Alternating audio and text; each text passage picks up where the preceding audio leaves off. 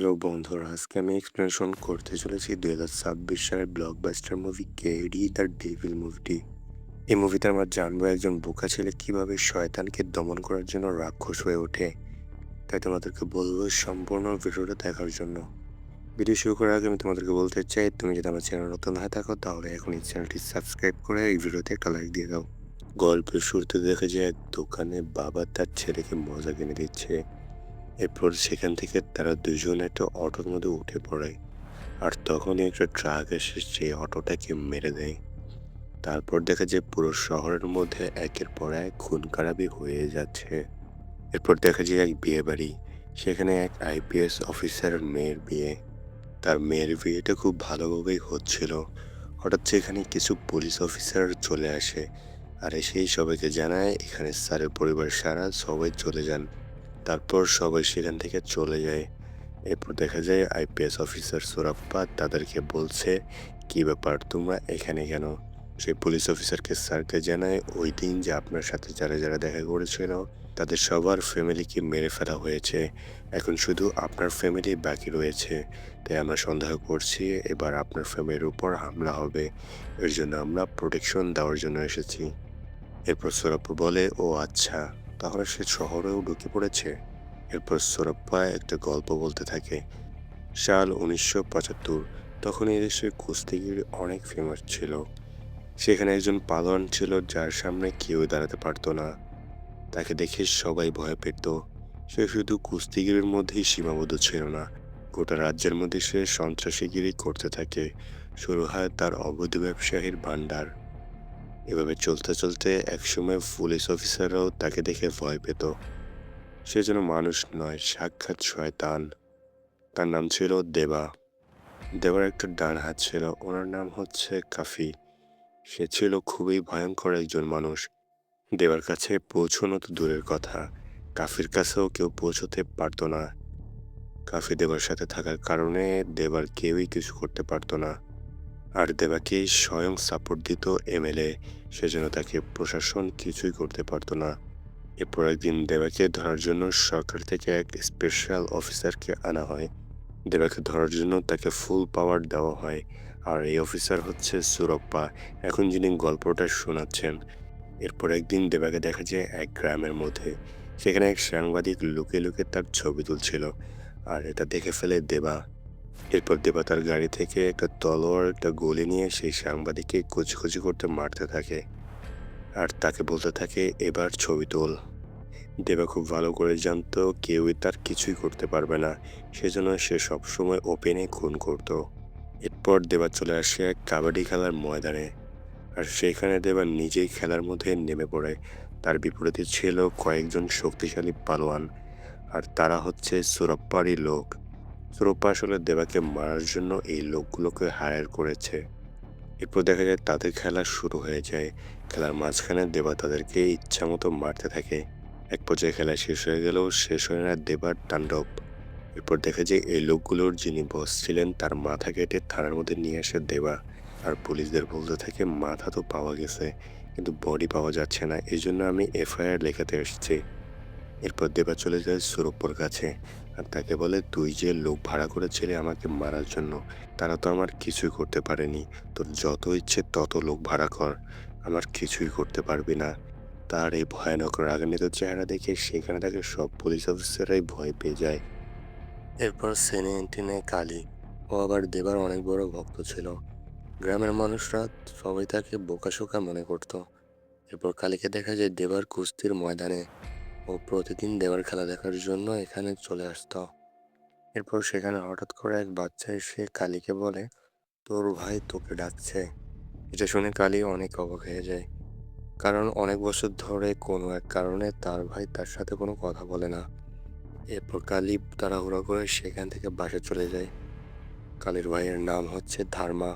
আসলে ধর্মার স্কুটির টায়ারটা পাঞ্চার হয়ে গেছে, সেজন্য কালীর সাইকেলে করে সে অফিসে যাচ্ছিল।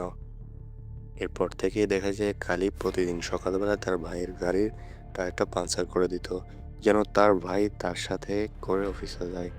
কিন্তু তার এই পরিকল্পনা সফল হয় না।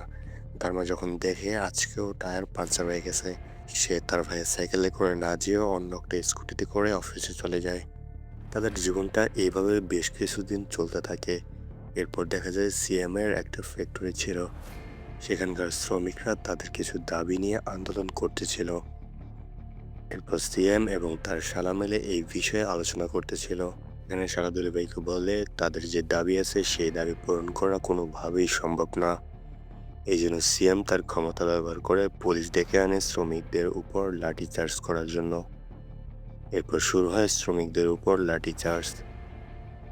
ওইখানে সবার ভিড়ের মধ্যে হঠাৎ করে চলে আসে একটা গাড়ি, আর সেই গাড়ির মধ্যে ছিল এই এলাকার এমএলএ। তিনি ছিলেন খুবই ভালো মানুষ।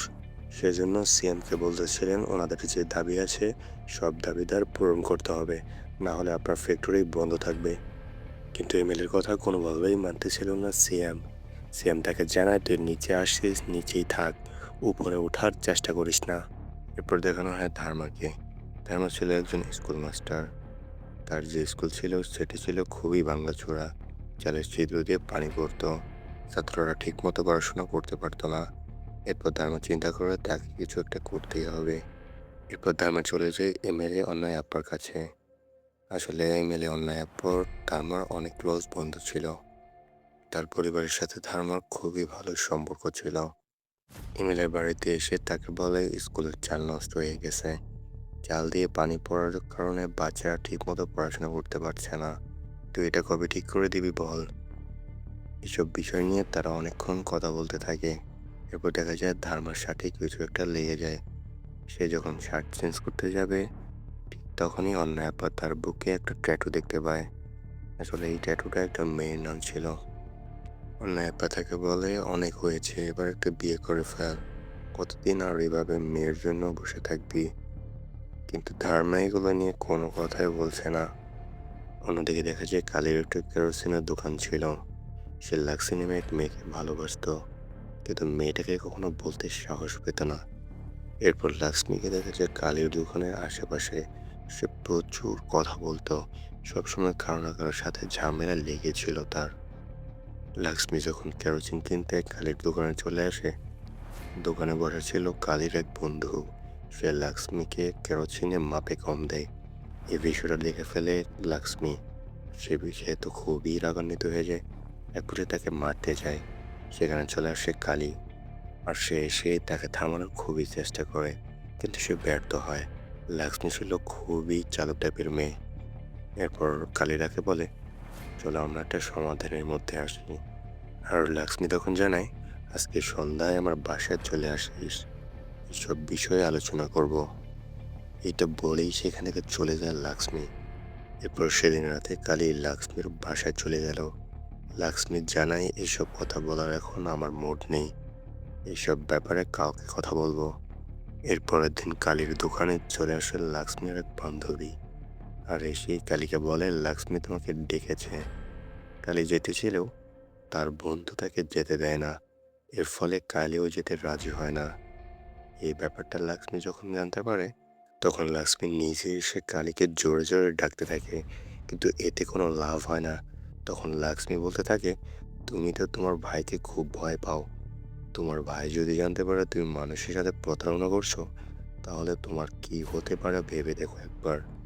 এই কথা শুনে কালী ভয় পেয়ে তাড়াহুড়া করে লাক্সমির কাছে চলে আসে, আর তাকে এসে বলে তুমি কি চাও বলো।